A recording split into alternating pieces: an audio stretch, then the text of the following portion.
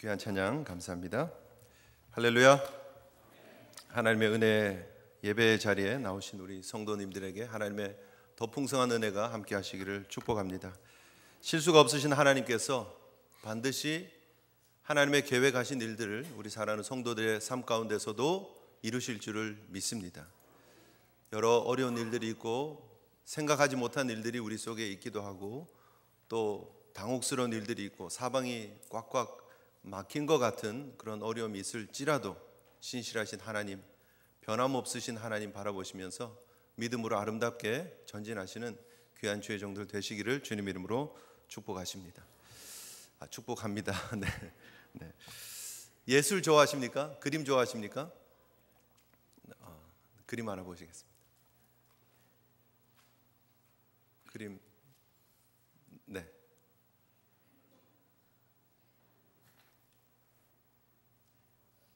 무슨 그림입니까? 오, 다 하시네요. 진짜 좋아하시나 본데요. 조용필의 모나리자 맞나요? 네. 어디 가면 볼 수 있습니까? 미술관 가면 볼 수 있습니다. 네. 루브르 박물관에 가면 볼 수 있습니다. 그죠? 루브르 박물관을 찾는 사람들에게 서베이를 했습니다. 프랑스 파리에 가면 사람들이 가고 싶어하는 곳이 루브르 박물관이죠. 그죠? 에펠탑을 보고 싶어하고 루브르 박물관을 가고 싶어합니다. 루브르 박물관을 찾아오는 많은 사람들에게 서베이를 했습니다. 설문을 했습니다. 왜 루브르 박물관을 찾아오십니까? 이곳에서 도대체 무엇을 보기를 원하십니까? 라고 설문을 했을 때 1위 대답이 뭔지 아십니까? 이거겠죠, 그죠? 네. 모나리자 보고 싶어서 온대요. 모나리자 이거를 보고 싶어서 전 세계에서 수많은 사람들이 온다는 거예요. 자, 여러분 지금 작품을 보고 계십니다. 누가 그린 거죠? 네, 다빈치가 그린 그림입니다. 1505년에서 1506년 그 근처쯤에 이렇게 그려졌다 이렇게 보고 있습니다. 이 작품이 뭐가 틀렸습니까? 뭐가 문제인 것 같습니까?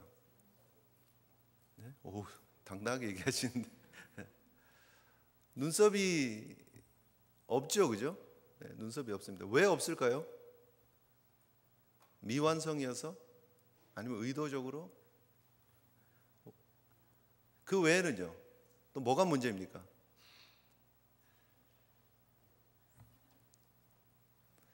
저 웃음이 슬픈 미소일까요? 즐거움에 웃는 미소일까요? 그죠? 뭐 그런 얘기들 있죠. 왜 손을 저렇게 포개고 있을까요? 저 뒤에 배경은 어디일까요? 저 여인은 모델이 누구일까요? 뭐 이런 수많은 질문들을 가지고 있습니다. 황금 비율이다라고 이제 소위 말하는 그런 비율적으로 구도적으로 완벽한 작품이다. 천재적인 레오나르도 다빈치의 작품이다. 뭐 그런 얘기들을 합니다. 사실 그렇게 크지는 않대요. 세로로 한 77cm, 가로로 53cm의 작은 작품입니다. 맨 처음 프랑스 왕 프랑스와 1세에게 지금 한 13,000프랑 정도의 돈을 받고 저 그림을 넘겼다니까 저 눈썹이 없는 거는 의도적인 것 같아요. 그렇죠? 왕한테 그림이 완성되었으니까 돈 받고 넘겼을 거 아니에요, 그죠? 왕한테 그림도 들그려 놓고 돈 주세요 하고 받아서 넘기지는 않았을 테니까 의도적으로 눈썹이 없는 그림을 그린 것 같다라는 것은 추측할 수 있습니다. 세계적인 관심을 가지는 그림입니다. 사실은 이 왕이 사고 난 이후에 그 이후로 별 관심이 없었습니다. 그런데 이 루브르 박물관에 이 작품이 있었는데 이탈리아 사람 페루지아라고 하는 사람이 와서 그 쓰레기통 같은 데 속에 숨어 있었어요. 박물관이 문 닫을 때까지. 그럼 문 닫고 밤이 되었어요. 아무도 없는데 나와가지고 이걸 훔쳐가지고 도망간 거예요. 이탈리아 사람이 왜 저 작품을 훔쳐갔을까? 뭔가 위대한 작품이기 때문에 그랬을 거야 하면서 세상 사람들의 관심이 몰려지기 시작하고 2년 후에 집에 가지고 있다가 이렇게 팔려다가 잡힙니다. 그리고 나서 사실은 왕창 유명해진 작품이기는 하지만 여러분 우리가 이 작품을 보면서 이 눈썹이 없고 이게 틀렸는데 하고 가서 여러분들이 감히 방탄 유리를 떼어내고 거기다가 붓 가지고 가서 눈썹을 이렇게 그릴 용기 있는 사람 없죠. 그리면 안 되죠. 그릴 수 없죠. 왜입니까? 레오나르도 다빈치의 작품이기 때문입니다. 우리는 이것을 보면서 작품이라고 얘기를 합니다. 그림이라고 얘기하지 않습니다. 단순히 작품이다. 와, 천재가 그린 그림이다. 그렇게 얘기를 하죠. 이 가치가 뭐 얼마일까? 뭐 상상도 못하죠. 7억 불 정도 한다. 뭐 그런 얘기를 합니다. 지금까지 팔렸던 그런 모든 그림의 보험을 합한 것보다 훨씬 더 많다는 그런 얘기를 합니다. 상상할 수 없는 금액의 그런 가치를 가지고 있는 것입니다. 그런데 우리가 이걸 보고 이거 손을 너무 이렇게 도톰하게 그린 것 같아. 조금 더 날씬하게 그려야지. 얼굴은 내가 좋아하는 스타일이 아니야. 좀 다르게 그려야지. 뭐 요즘은 저게 스타일이 아니니까. 요즘은 조금 더 갸름한 얼굴이 또 먹혀주는 시대니까 바꿔야 돼 하고 이렇게 우리가 붙들고 이렇게 다가갈 수 없다라는 거죠. 저것이 그 자체로 작품이기 때문입니다. 우리가 평할 수 있는 것은 뭐죠? 여러분, 저도 이제 아이를 키우면서 아이들이 학교에 이렇게 몇 번 가본 적이 있습니다. 학교에 가면 아이들이 그린 그림이 있어요. 그 그림 밑에다가 뭐 해나 혹은 스티븐이라고 써놓고 이게 아이들 작품들이 이렇게 쭉 있잖아요. 그러면은 그 그림을 보고 나서 이게 색깔을 조금 딴 색을 칠하지. 구도가 이게 뭐야? 뭐 그런 얘기 할 수 있어요. 우리 아들 작품이라고 말하기도 어려운 그림에는 그렇게 평할 수 있어요. 이게 왜 이렇게 구도를 이렇게 했지? 왜 색깔 이걸 발랐지? 이렇게 얘기할 수 있지만 제가 감히 저 모나리자 앞에서 제가 뭐라고 얘기를 할 수 있겠습니까? 작가의 의도, 도대체 무슨 의도로 저런 배경을 그렸을까? 초상화를 그리는데 왜 저런 배경이 들어있을까? 왜 손은 저렇게 했을까? 왜 이렇게 했을까? 이렇게 안 하고 뭐 그런 의도들을 우리가 파악하려고 하죠. 저 미소는 무엇이 들어있을까? 너무 길게 해서 죄송합니다만 중요한 것은 작품은 작품으로 봐야 된다는 거예요. 그 작품을 만든 작가의 그 그림의 의도를 우리가 보기 위해서 작품을 보는 거예요. 성경을 우리가 보면서 우리가 적어도 레오나르도 다빈치를 대하는 그 정도의 경외감을 가지고도 성경을 대하지 않는 경우들이 많이 있더라는 거예요. 우리가 성경을 대하면서 하나님께서 주신 하나님의 완전한 작품 성경을 통해서 하나님이 어떤 분이신지, 그리고 하나님께서 우리에게 보여주시는 그 구원의 계획이 무엇인지를 말씀해주고 보여주고 계시는데 우리는 그 하나님의 의도를 보려고 하지 않습니다. 그리고 우리가 마치 제가 저희 아들이나 딸의 그림을 보고 그림 어떻게 이렇게 그렸니? 라고 말하는 것처럼 성경을 보고 하나님을 평가하려고 하는 경우들이 많다는 거예요. 그래서 성경이 이게 맞고 이게 틀렸고 여기는 수긍이 되는데 여기는 도대체 이해가 안 된다, 이런 얘기를 많이 합니다. 특별히 우리가 야곱과 에서의 이야기를 보면서 하나님께서 실수하시는 하나님이 아닌가, 왜 이런 식으로 하실까라고 생각하는 그런 접근이 의외로 많다라는 거예요. 그런데 성경은 처음부터 끝까지 범죄한 이 인류, 대책 없고 소망 없는 이 인류를 향해서 하나님께서 보여주시는 구속의 은혜를 보여주고 계십니다. 수많은 인류 가운데 하나님께서 택하시고 하나님께서 작정하신 사람을 건져내시고 구해내시는 하나님의 선택, 하나님의 주권을 보여주고 있다는 사실을 우리가 기억해야 합니다. 심지어 창세기 4장으로 우리가 거슬러 올라가더라도 거기에 형제가 하나님 앞에 제사를 드리는 모습이 있습니다. 누구죠? 가인과 아벨의 제사가 나옵니다. 거기에서 하나님께서 누구의 제사를 받으시죠? 아벨의 제사를 받으십니다. 왜요? 왜 아벨의 제사를 받으십니까? 우리는 그것은 그럴 수 있다라고 생각합니다. 아벨이 더 나은 제사를 드렸으니까, 아벨이 피의 제사를 드렸으니까, 아벨이 더 하나님이 보시기에 좋은 제사를 드렸으니까 가인의 제사를 받지 않으셨다. 엄밀히 말하면 하나님이 아벨의 것은 받으시기로 작정하셨고 가인의 것은 아니었다라고 말해도 틀린 얘기는 아닙니다. 물론 그 속에 여러 요소들이 포함되어질 수 있지만 하나님께서 가인을 택하신 것이었다면 가인이 드린 제사를 하나님이 더 기뻐 받으실 수도 있어요. 사실은 우리가 자녀들을 키우면서 더 예쁜 자녀들이 있고 조금 마음이 들가는 자녀들이 있죠. 편애하는 경우들이 있죠. 그죠?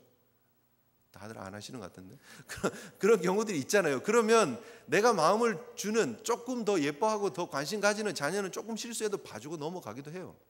만약에 하나님께서 가인을 택하셨었으면 가인이 드린 제사가 좀 너 좀 부족하지 않니? 다음에는 이렇게 해 라고 하면서도 받아주셨을 수 있어요. 그런데 하나님은 아벨을 택하시기로 작정하셨던 거예요.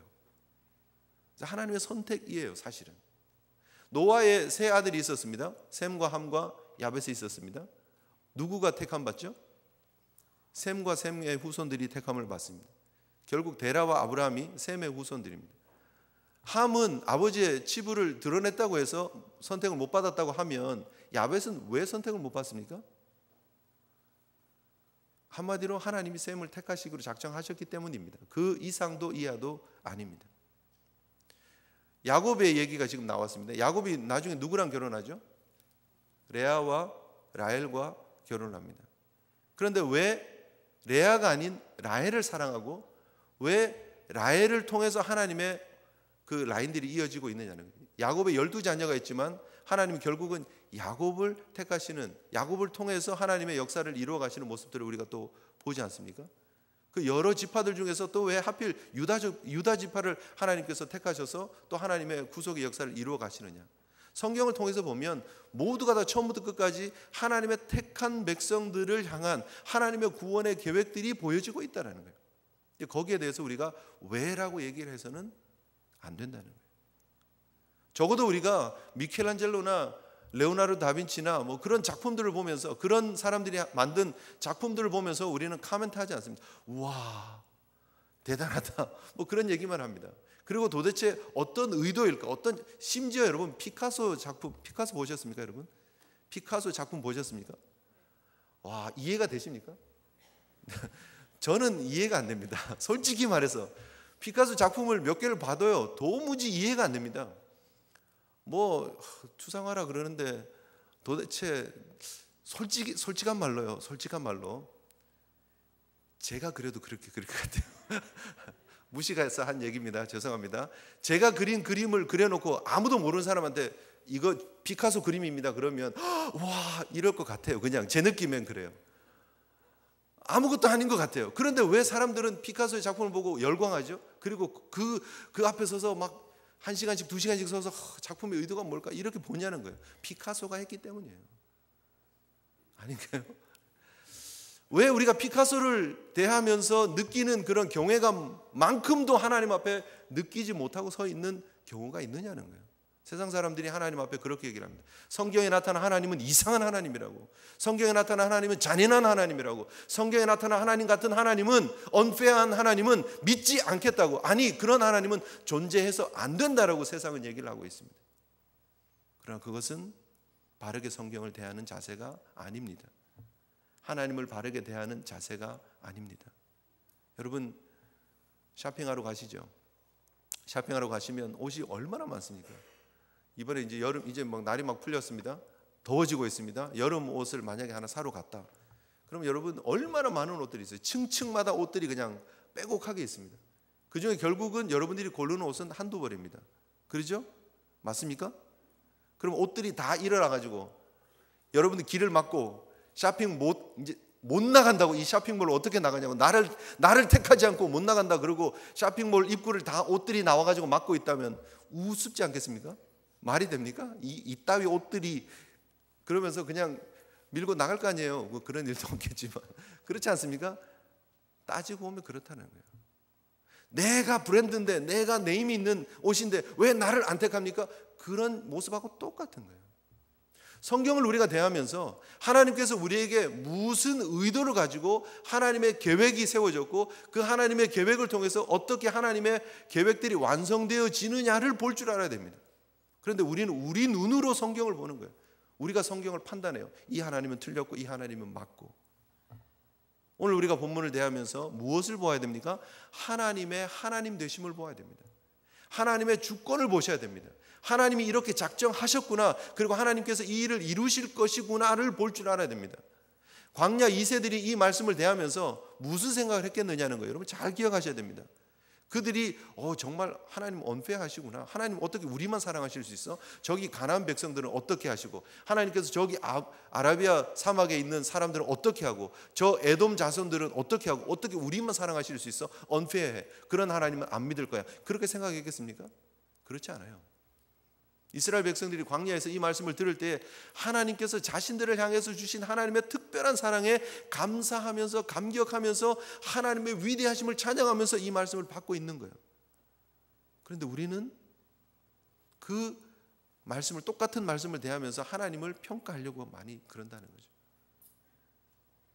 여러분, 다시 한번 우리가 말씀으로 가셔야 됩니다. 하나님을 하나님 되게 하셔야 되고, 하나님의 말씀을 하나님의 말씀 되게 하시는 저와 여러분 되시기를 주님의 이름으로 축복합니다. 오늘 말씀을 보면서 여러분 잘 생각하시기 바랍니다. 오늘 설교의 제목이 뭐죠? 정말 소중한 것을 붙잡아야 합니다 입니다. 우리가 이 말씀을 대하면, 여러분 너무나 잘 아는 말씀이기 때문에 설교가 시작하기도 전에 뭐 목사님 어떻게 설교할지 다 압니다. 뭐 우리가 야곱처럼 그래야 되는 거 맞죠? 영적인 거, 영적 소중한 거 탁 붙잡고, 에서처럼 미련하게 바보처럼 그렇게 죽 한 그릇에다가 장자의 권을, 영적인 축복을 그렇게 바꾸는 그런 삶을 살지 말아야 됩니다. 다 알고 있으니까 빨리 끝내시죠. 그러지 않습니까, 여러분? 그러지 않습니다. 오늘 본문이 우리에게 주고 있는 내용이 그것이 아닙니다. 정말 소중한 것은 야곱이 그렇게 갖은 수단과 방법을 동원해서 붙잡았던 장자권이 아닙니다. 야곱이 수단과 방법을 가리지 않고 쟁취했던 그 모습처럼 우리도 그렇게 쟁취해야 됩니다가 아닙니다. 오늘 성경이 우리에게 주고 있는 것은 하나님의 약속이 소중합니다입니다. 하나님의 계획은 선하십니다입니다. 하나님의 계획은 절대 변하지 않습니다. 그리고 그 계획은 반드시 이루어집니다입니다. 오늘 본문에 나타나는 이 가정은 너무너무 안타까운 가정입니다. 무엇이 소중한지를 전혀 깨닫지 못하는 가정입니다. 두 부류의 가정에 두 부류가 있어요. 딱 둘로 나눠지는데, 하나는 이삭과 에서와 같은 타입이 있고요, 하나는 리브가와 야곱과 같은 타입이 있어요. 딱 둘로 딱 나눠져요. 집안 구조가 그래요 지금 현재. 그런데 따지고 보면 이 집안은요, 완전히 하나님의 택한 은혜에 속하지 않았으면 정말 하나님이 나타나셔서 되게 혼내실 가정이에요. 이 가정의 모습 특징들을 이렇게 자세하게 하나하나씩 살펴보면 하나님의 기준에 절대 맞지 않는 가정이에요. 이삭, 여러분 우리가 얼마나 좋아하는 사람입니까? 그죠? 순종의 사람이었고 믿음의 사람이었고 아브라함의 아들이었고 괜찮은 사람입니다. 그런데 오늘 본문을 보면 여전히 형편없는 사람입니다. 다음 주 보면 더 형편없습니다. 보십시오. 성경이 말하고 있는 것이 무엇이냐면 이삭조차도 하나님의 은혜 아니면 절대 안 되는 사람이라는 거예요. 오늘 본문의 이삭은 에서를 사랑했습니다. 왜요? 에서가 괜찮으니까요. 당시에 에서와 야곱은 비교할 수 없는 정도의 레벨입니다. 에서는 너무 잘 나가는 사나이예요. 쉽게 말하면 그냥 근육이 그냥 우락부락하고 털도 많고요. 그냥 막 구렛나루 막 쫙 있잖아요. 그죠? 요즘 같으면 막 오토바이 막 타고 다니고 가죽 잠바 입고 막 머리 막 뒤로 막 기르고 그러고 있을지 몰라요. 그냥 탁. 저랑은 전혀 다른 모습. 그죠? 그런 멋진 모습의 에서인지 몰라요. 그런데 이삭이 그 에서를 부러워했을지도 몰라요. 자기와는 전혀 다른 인생이니까 정말 멋있다. 사냥하러 막 나가면 한 3일씩 안 들어와요. 뭐 하고 왔냐? 네, 제가 사자를 하나 잡으려고. 멋있잖아요. 그렇게 막 며칠씩 돌아다니면서 사냥하고 마지막에 숨통을 딱 따고 그 사냥한 거를 전리품으로 이렇게 쫙 가지고 오는 그 에서가 멋있는 거예요. 그리고 또 사냥해서 잡아온 그 음식을 가지고 막 아버지를 위해서 음식을 해주는데 그게 너무 좋은 거예요. 맛있는 거예요. 성경은 분명히 얘기를 합니다. 이삭은 에서가 사냥한 고기를 좋아함으로라고 얘기를 합니다. 그래서 에서가 좋았대요. 이 뒤로 이제 가서 보시면 여러분 아시겠지만, 우리가 함께 보이겠지만, 에서는 끝까지 이삭은 끝까지 에서였어요. 이 이삭의 마음에는 끝까지 에서였어요. 나중에 눈이 잘 안 보이고 이제 늙어서 마지막 축복을 할 때에 그는 에서를 향해서 축복하기를 원했어요. 왜요? 먹은 게 있는데 그동안 아들이 사냥해서 갖다 준 게 있는데 내가 어떻게 아들을 배신해? 야, 저 잘생긴 아들 내가 축복해야지. 그랬어요. 끝까지. 뭐예요? 뭘 소중하게 여기는 거예요? 사냥한 음식이 더 소중한 거예요. 눈에 보이는 아들이 더 소중한 거예요. 세상 사람들이 비춰지는 이 에서가 내 아들입니다. 이게 더 좋은 거예요. 이삭에게 가장 소중한 것은 하나님의 약속의 말씀이 아니었어요. 안타깝게도. 분명히 우리가 바로 앞에서 보는 본문에 리브가가 임신을 했습니다. 그것도 이삭이 나이가 60이 돼서 나이가 많아서 임신을 했습니다. 얼마나 기쁘겠어요. 얼마나 하루하루 리브가의 몸의 변화에 대해서 이삭이 관심이 많았겠어요. 그런데 이 안에서 막 아이들이 막 싸워요. 쌍둥이인데 막 싸워요. 얼마나 힘들었으면 초음파 검사도 할 수도 없고. 그래서 하나님 앞에 가서 기도하는 거예요. 하나님께 기도를 했더니 하나님께서 내 뱃속에 두 민족이 있다는 거예요. 내 뱃속에 두 족속이 있다. 그래서 이 족속이 서로 강한 자가 또 이 족속보다 저 족속이 더 강하고 큰 자가 어린 자를 섬길 것이다. 이렇게 하나님께서 말씀을 해주셨어요.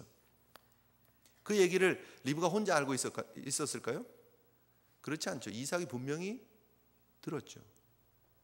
이삭이 분명히 알았죠. 하나님의 예언의 말씀이었습니다. 하나님의 언약의 말씀이었습니다. 하나님께서 이삭은 이건 너무나 잘 알아야 되는 내용이에요. 왜요? 이스마엘이 아니었고 이삭 자기를 택해 주신 하나님의 은혜를 이미 경험했어요. 하나님의 선택이라는 것이 이런 것이구나 하는 걸 알았어요. 이스마엘이 쫓겨나는 것을 직접 본 사람이에요. 그런데 하나님 주신 이 약속의 말씀을 귓등으로 듣고 하나님 앞에 에서를 더 사랑하는 거예요. 왜요? 사냥한 고기 때문에. 그게 너무 맛있어. 집에서 늘 먹는 양고기가 너무, 얘들은 너무 움직임이 너무 없어서 그냥 살도 퍼석퍼석한 거예요. 밖에서 막 뛰어다니는 야생 막 잡아가지고 먹으니까 살이 쫀득쫀득하고 막 구워 먹으니까 너무 맛있는 거예요. 그냥 소금 찍어 먹었는지 고추장 찍어 먹었는지 모르겠지만 너무 맛있는 거예요. 거기에 정신이 팔려 있는 이삭이에요. 하나님의 말씀보다, 하나님의 약속보다 자기의 눈앞에 쾌락을 더 좋아했던 이삭의 모습을 그대로 보여주고 있는 거예요. 에서의 모습이 똑같습니다. 그래도 장자로 태어났습니다. 그래도 아브라함의 손주였고 이삭과 리브가의 아들이었습니다. 장자로 태어났습니다. 그 소중한 위치, 그 소중한 자기의 자리, 그 소중한 축복의 자리, 누가 뭐래도 세상에서는 에서를 장자라고 하고 있는 그런 상황임에도 불구하고 그는 지금 동생이 끓여놓은, 이게 붉은 콩으로 끓여놓은 거라서 우리가 팥죽이라고 그러는데 우리가 먹는 동짓달 먹는 팥죽하고는 다르고요. 거기다가 이제 고기도 많이 들어갈 것이고 양파도 집어넣고 이렇게 스튜 같이 이렇게 끓여놓은 거예요. 끓여놓은 거를 이렇게 막 젓고 있으니까 그게 냄새가 너무 좋아가지고 야, 한 그릇 줘라. 형, 장자권을 주면 내가 넘겨줄 텐데. 그랬더니 야, 그거 내가 지금 죽게 생겼는데 그 장자권이 뭐 필요하냐, 빨리 한 그릇 줘라 해서 그 허겁지겁 먹는 에서의 꼴을 보십시오. 이것이 정말 소중한 것을 놓치고 있는 안타까운 에서의 모습이라는 거예요. 자, 그러면 리브가는 야곱을 사랑했습니다. 리브가는 야곱을 사랑했다고 얘기를 하고 있습니다. 야곱이 성격, 오늘 본문을 보면 뭐라고 얘기를 하고 있냐면 그 아들이 장성해서 에서는 익숙한 사냥꾼이 되었고 야곱은 뭐라고 얘기를 합니까? 조용한 사람이었으므로 장막에 거주했다, 이렇게 얘기를 합니다. 이게 사실은 조용하다 이렇게 얘기를 하니까, quiet man이라고 얘기를 하니까 그냥 입 다물고 조용히 있는 내성적인 사람인가 보다 이렇게 생각을 많이 합니다. 근데 사실 개역 한글에는 종용한 사람이었다 이렇게 말하고 있고요. 원문으로 가서 보면 이것이 single minded, 한 마음을 가진 온전한 사람, 완전한 사람이었다, 이런 말입니다. 사실은 야곱은 한 마음을 가진 온전한 사람이었다가 원래 의미예요, 사실은. 그런데 여기에서 에서와 야곱을 비교하다 보니까 에서는 들사람이었고 사냥하는 사람이었고 야곱은 장막에 거한 사람이니까 이걸 비교하다 보니까 루터는 그렇게 해석을 합니다. 그래서 이걸 조용한이라고 하는 의미를 많이 넣어서 영어 번역이 되어지고 그것이 우리도 조용한이라고 번역이 되어졌다라고 그렇게 설명을 하는 거죠. 그런데 엄밀히 말하면 야곱은 온전한 사람이었어요. 사실은 하나님 보기에 꽤 괜찮은 모습들을 보여준 사람이라고 성경은 그렇게 평가를 하고 있다라고 보셔도 무방합니다. 그런데 이 리브가가 야곱을 좋아했던 이유는 무엇이었을까 하는 거예요. 자기 집안에 있는 이게 지금 야곱은 텐트를 치고 사는, 장막을 치는 사람이잖아요. 유목하는 사람이잖아요. 에서는 사냥하고 야곱은 텐트 치고 있고 집안에 있는 엄마에게는 눈에 보이는 아들이 예쁜 거예요. 그냥 말 잘 듣고 같이 있고. 그래서 리브가가 야곱을 사랑했던, 물론 하나님 주신 약속도 기억을 하고 있었으리라고 생각하기는 합니다. 그러나 온전한 약속을 붙잡는 것도 역시 아니었어요.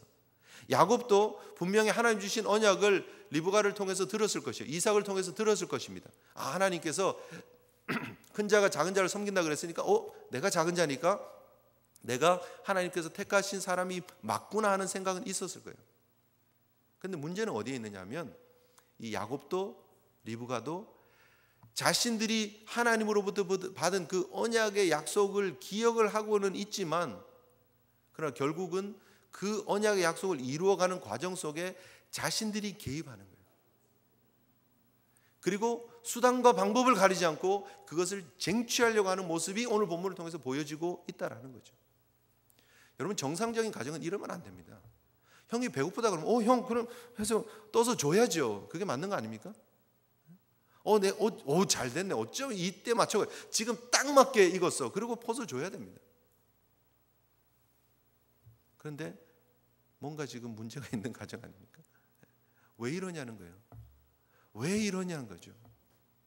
야곱이 무엇을 놓쳐서입니까? 자기가 붙잡아야 될 정말 소중한 것이 장자권입니까? 엄밀히 말하면 하나님 아닙니까? 야곱이 정말 소중하게 여겨야 될 것은 하나님입니다. 하나님이 나를 택하셨고 하나님이 나를 사랑하시고 하나님께서 나를 통해서 하나님의 역사를 이루시는 그 하나님입니다. 그런데 어떻게 보면 야곱은 장자를 통해서 주는 축복에 관심이 있었는지 몰라요. 당시에 고대 근동에 아들이 예를 들면 둘 있다 그러면 상속을 셋으로 합니다. 아들이 4명 있다 그러면 상속을 5으로 합니다. 그래서 5으로 예를 들면 나눠가지고 4명에게 하나 주고 장자는 그 중에 하나를 더 주는 거예요. 그래서 다른 자녀들보다 곱으로 받는 거예요. 거기에 관심이 있었는지 모르죠. 장자는 그 집안의 대소사를 다 결정합니다. 심지어 사형에도 처할 수 있습니다. 장자가 가진 권한이었습니다. 그쪽에 관심이 더 많았는지도 모르죠. 야곱의 관심은 철저하게 장자권에 있습니다. 그리고 그건 놓치지 않으려고 나중에 이제 아버지의 축복을 속여가지고 가로채고 나서 도망가고 라반의 집에 20년 넘게 있고 그 모든 과정이 뭐예요? 내가 축복받아야 된다는 거예요. 내가 장자권을 붙잡아야 된다는 거예요. 그런데 여러분 그게 야곱처럼 나도 인생을 그렇게 살아야 되겠구나. 하나님의 은혜 받기 위해서 하나님의 축복 받기 위해서 그렇게 몸부림치며 살아야 되겠구나. 그게 성경이 우리에게 주고 있는 레슨이 아닙니다. 하나님은 하나님의 계획하신 일들을 하는데 야곱이 괜히 쓸데없는 고생하는 거예요. 사실은 괜히 하나님 신뢰하고 하나님께 맡기고 하나님 의지하고 가면 되는데 괜히 자기가 사서 고생하는 거예요. 사실은 형하고 원수지고. 여러분 오늘 본문이 우리에게 무엇을 가르쳐주고 있습니까? 우리도 야곱처럼 삽시다 그 얘기 아닙니다. 야곱이 온전하게 깨닫지 못했던 것이 무엇이냐는 거예요. 하나님의 약속의 온전함을 깨닫지 못했어요. 하나님이 어떤 분이신가에 대해서 깨닫지 못했어요. 그래서 자기의 방법이 들어가는 거예요. 여러분 교회 다니면서 여러분 우리가 그렇게 예수 믿고 있지는 않습니까? 우리는 야곱과 비슷한 것 같아요. 우리 하나님 말씀 믿어요. 하나님 은혜도 믿고 하나님 역사하심도 믿어요. 그런데 내가 뭔가를 해야 돼요. 자꾸. 다른 사람 이 피해를 당하는데도 그래도 나는 하나님 축복받는 사람이니까 다른 사람이 피해를 보든 말든 나만 잘 살고 잘 먹으면 되는 거라고 생각할 때가 너무 많아요. 어떤 방법일지라도 나에게 이익이 되면 이건 하나님 축복이에요. 그렇게 해석해버려요. 끝. 다른 사람들이 피눈물을 흘리든지 어쨌든지 별 신경 안 씁니다. 우리의 해석이에요. 에서가 어떤 생각을 하든지 에서가 어떤 삶을 살든지 내가 하나님이 택한 사람이면 나는 축복받아야 되는 거예요. 내가 이 시대의 야곱이 돼야 되는 거예요. 팥죽 하나 주고 장자권 그게 비교도 안 되는 거 어떻게 그렇게 딜을 하자 그럽니까? 그런데 우리는 그렇게 딜을 하자 그러고 살아가고 있지는 않느냐 하는 거죠. 내 머리를 쓰고 내 방법을 쓰고 내 수단을 쓰고 그래서 그것을 쟁취하고 그것이 하나님의 복이라고 얘기하고 해석하고 그것이 바른 삶인 것처럼 리브가가 아들 둘을 놓고 쏘겨가면서 야 빨리 양 하나 잡아와라. 내가 음식 해줄 테니까 이거 들고 가서 네가 에서라 그래? 그리고 축복 받아와. 똑같은 모습이에요. 그냥 과가 똑같다니까요. 리브가하고 야곱은 똑같은 과예요. 에서하고 이삭은 똑같은 과예요. 눈에 보이는 거 보고 축복하고 둘 다 틀렸다는 거예요. 성경이 광야 이스라엘에게 지금 무엇을 교훈하고 있겠습니까? 야곱이 이렇게 했으니까 우리도 수단과 방법을 가리지 말고 이 가나안을 정복하자. 그거 아닙니다. 가나안 정복 전쟁을 우리가 성경을 통해서 보지만 결국 성경을 통해서 우리가 보는 것이 뭐예요? 하나님께서 이스라엘 백성들에게 가나안 전쟁을 통해서 보여주시려고 하는 하나님의 의도가 무엇입니까? 하나님이 하신다는 거예요. 여리고가 무너지는 걸 보면서 하나님이 하신다는 걸 보라는 거예요. 하나님이 계획하신 일들을 이루시고 하나님께서 주시겠다고 약속하신 땅으로 너희들을 이끌어 가시는 신실하신 하나님이라는 걸 믿고 확인하고 따라가라는 거예요. 야곱같이 힘들고 피곤한 인생 살지 말라는 거예요. 에서같이 미련하고 어리석은 인생 살지 말라는 거예요. 그것을 지금 주고 있는 거예요. 너희의 심지어 믿음의 조상들이지만 그런 그 조상들의 삶을 보면 부족한 것 투성이다. 하나님의 은혜로 여기 와 있는 것 기억해야 된다. 너희들도 지금 약속의 땅 눈앞에 보고 있지만 인간적인 방법으로 수단 방법 가리지 말고 어떻게든지 쟁취해야 된다. 그런 생각하지 말라는 거예요. 정말 소중한 거 붙잡고 가라는 거예요. 뭘 붙잡으라고요? 하나님을 붙잡으라고요. 하나님만 의지하라고요. 하나님만 신뢰하라고요. 팥죽 한 그릇 가지고 바꾸는 그런 에서의 어리석음도 행하면 안 된다는 거예요. 하나님의 소중함을 볼 줄 아는 믿음의 언약, 영적으로 눈뜬 하나님의 사람들 되라고 이 말씀을 광야 이스라엘에게 주고 있는 줄 믿습니다. 저와 여러분들에게 똑같은 도전이에요. 똑같은 도전이에요. 여러분, 우리가 야곱처럼 살아갈 때 있지 않느냐는 거죠. 하나님 믿는다 하면서 여러분, 우리가 계획 세우고 우리가 플랜을 짜고 우리가 막 밤에 밤잠 못 자고 우리가 어떻게든지 수단 방법을 안 가리려고 하고 하는 모습들이 우리 속에 막 불쑥불쑥 나타날 때 있지 않습니까, 여러분? 우리 자녀들에게 우리가 그걸 또 가르치고 있지는 않습니까? 야, 어떻게 맞고 오냐 그러고 때리고 오라 그러고 막, 그죠? 컨닝을 해서라도 1등하라 그러고 어떻게든지 그 대학 들어가라 그러고 우리가 그러고 있지 않느냐는 거예요. 뭐 그런다는 얘기는 아니지만 잘 생각해 봐야 되죠. 사업이 조금 잘 되고 경쟁업체보다 더 잘 되기 위해서는 수단과 방법을 가리지 않아야 됩니까? 다른 사람들보다 내가 더 빨리 진급하고 더 사장으로부터 인정받기 위해서 막 수단과 방법을 가리지 않아야 됩니까? 사장이 오면 막 열심히 하는 척하고 다른 사람들하고 막 다른 사람들 뭐 실수하면 막 그거 험담 가서 얘기하고 그래야 됩니까? 그리고도 높은 자리에 올라가면 됩니까? 그리고 매니저 되면 되는 겁니까? 뭐가 중요하냐는 거예요. 뭐가 신실하신 하나님 믿는 믿음이 있다라면 그 하나님의 계획이 분명히 우리의 삶 가운데 이루어질 것을 믿는다면 우리가 그렇게 약삭빠르게 행동하면 안 된다는 거예요. 에서처럼 우리가 살아가고 있을 때가 있지 않느냐는 거죠. 정말 소중한 하나님의 언약들, 하나님의 약속들, 하나님의 축복들 놓쳐버리고 살아가고 있는 때가 있지는 않습니까? 내가 지금 코가 석자인데 지금 오늘 교회 가게 생겼어? 그게 우리 모습 아니냐는 거예요. 지금 무슨 주일 타령이냐고, 지금 무슨 11조 타령이냐고, 지금 우리가 지금 한 주 한 주 살기가 얼마나 바쁜데. 그럴 때 있잖아요, 사실 우리가. 이렇게 타협하는 거 아닙니까? 눈에 보이는 거 가지고. 에서도 아니고 야곱도 아닙니다, 여러분. 하나님의 택한 언약을 이루어가는 하나님의 백성이라면 그 하나님의 신실하심만 붙잡고 가는 것입니다. 정말 소중한 하나님의 약속이 리브가에게 주어졌습니다. 그 약속만 붙잡고 가면 됩니다. 제가 그렇게 생각해봐요. 만약에 야곱이 이때 팥죽 한 그릇 그냥 퍽 퍼가지고 먹고 형 한 그릇 더 줄까? 또 주고 뭐 그랬다고 해서 야곱이 장자권을 못 받았겠습니까? 하나님 야곱을 야, 너 야곱 그렇게 미련하냐? 그 기회를 놓치고 야, 그 팥죽 한 그릇에 장자권 사면 되지. 하나님 그렇게 그러셨겠습니까? 만약에 나중에 축복할 때 리브가가 그 아들을 인터셉트 해가지고 그냥 아들 싹 바꿔치기 해가지고 그렇게 축복을 안 받으면 하나님께서 야곱을 택하지 않으십니까? 그렇지 않다라는 거예요, 여러분. 하나님이 아마 이삭이 에서를 막 축복하려고 막 손을 얹는 순간 손 끝에 막 마비가 오게 하셔서라도 멈추시게 하실 거예요. 하나님이 하실 거예요. 하나님이. 나중에 야곱이 요셉의 아들들을 축복할 때 우수와 자수를 뒤바꿔서 하잖아요. 왜요? 요셉은 그렇게 하지 말라는데 아버지 손 바뀌었습니다. 내가 안다. 그러고 바꿔서 하잖아요. 하나님 그렇게 하신다니까요. 하나님 하신다니까요. 왜 우리가 그 하나님을 신뢰하지 못하느냐는 거예요.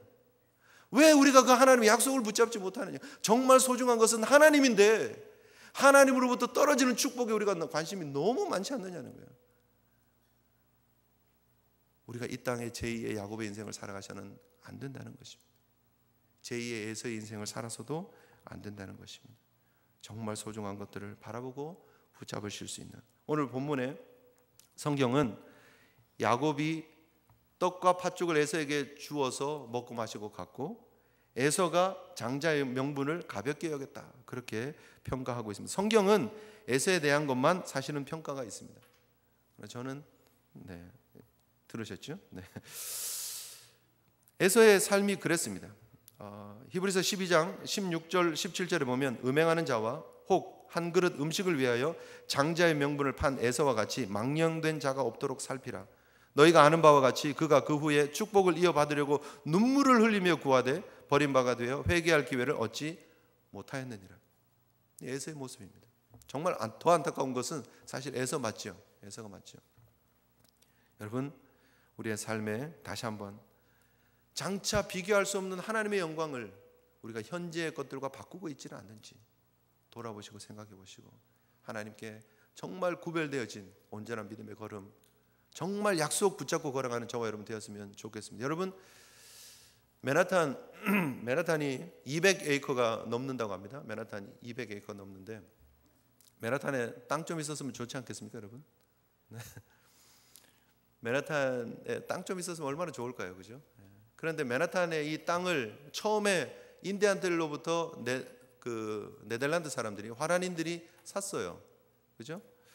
그런데 얼마를 주고 산 줄 아십니까, 여러분? 혹시 아십니까? The Island of the Center of the World라고 하는 책이 있습니다. 이게 러셀 쇼토라고 하는 사람이 쓴 책인데 뉴욕 타임즈 베스트셀러였습니다. 유명한 책이었습니다. 거기 안에 보면 피터 미뉴에트라고 하는 사람이 와서 인디언들에게 좀 여기서 좀 거주하게 해주십시오. 막 나가라 그러니까 여기서 좀 거주하게 해주십시오. 우리가 이 땅을 사겠습니다, 이렇게 얘기를 해요.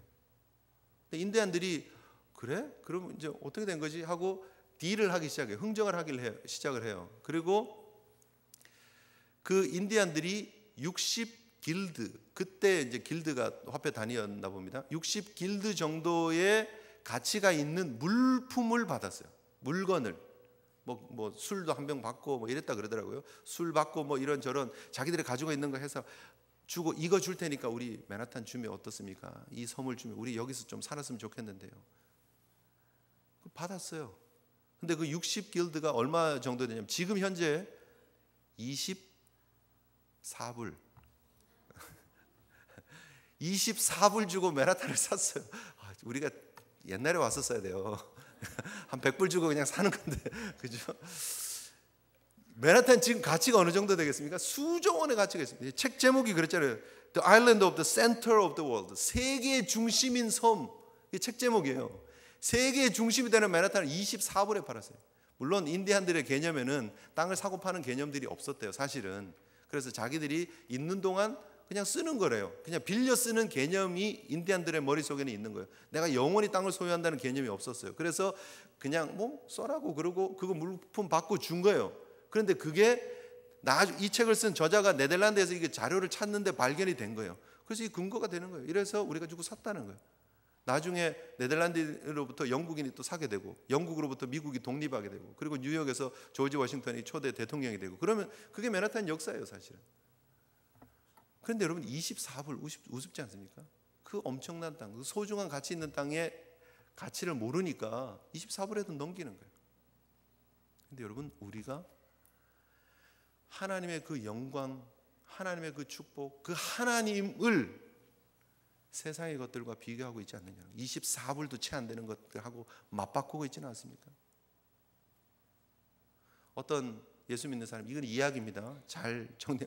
조성 목사 이런 얘기했다, 이런 얘기 어디 가서 하지 마십시오. 어떤 부자가 죽기 전에 예수 믿는 사람이었던 것 같아요. 기도를 했대요. 간절히 기도를 했대요. 하나님, 제가 이 땅에 이룬 것들이 그래도 꽤 좀 되는 것 같은데 너무 빈손으로 천국 가는 거 너무 좀 그러니까 저한테 특별히 제가 원하는 것 좀 가지고 갈 수 있게 해주시면 안 됩니까? 계속 기도하는 거예요. 응답이 없었어요. 근데 계속 기도를 해요. 근데 이제 이 사람 죽어갈 때가 다 돼가니까 하나님 보시기에 좀 안타까우셨는지, 이야기입니다. 안타까우셨는지, 그래, 그럼 네가 갖고 오고 싶은 거 하나만 가지고 와라. 근데 수트케이스 하나 정도만 딱 들어올 수 있게끔 가지고 와라. 그렇게 허락을 했대요. 그래서 이 사람 고민을 합니다. 이제 죽기 전에 내가 어떻게 해야 될까 고민하다가 내가 돈을 왕창 집어넣고 갈까? 근데 아니야. 그 돈은 이 땅의 돈이니까 천국 가면 필요 없을 거야. 그래, 그러지 말고 전 세계 어디서나 통용될 수 있는 화폐, 황금을 집어넣자 해서 골드 바를 싸가지고 거기다 가득 채웠대요. 들어보니까 너무 무거운 거예요. 그래서 수케이스를 바꿉니다.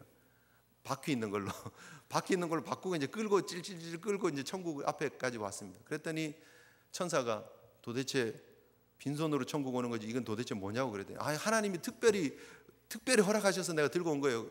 그래서 확인을 해보니까 하나님이 허락했대요. 어디 가서 이런 얘기 했다고 그러지 마십시오. 그래서 그 수케이스 하나를 들고 천사한테 패스 오케이 그래, 하나님 그러셨대요. 패스하고 들어갔대요. 갔더니 베드로가 딱 앞에 이렇게 정말 환영한다고 천국에 온 거. 근데 이건 뭐냐고. 이거 하나님께 내가 그렇게 간절히 기도했더니 하나님이 특별히 물건 하나를 갖고 올 수 있다 그래서 제가 황금을 채워서 왔어요. 그래 한번 보자고. 쫙 열었더니 빛나는 골드 바가 그냥 가방 하나 꽉 차 있는 거예요. 베드로가 웃으면서 수고했네. 저기 한번 보게. 그래. 옆에 보니까 천국 길바닥이 다 뭐로 깔려 있어요? 황금으로 깔려 있어요.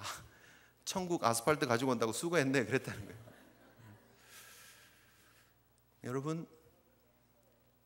여러분 우리가 하고 있는 일들이 이런 일들 아니냐는 거예요. 정말 소중한 가치를 놓고 우리가 팥죽 한 그릇으로 바꾸고 있지 않습니까? 정말 소중한 것 놓고 그 하나님을 뒤로 놓고 하나님이 주시는 축복에 너무 관심이 가 있지는 않습니까? 이만큼 하면 다 보여주셨잖아요. 하나님 어떤 분이신지.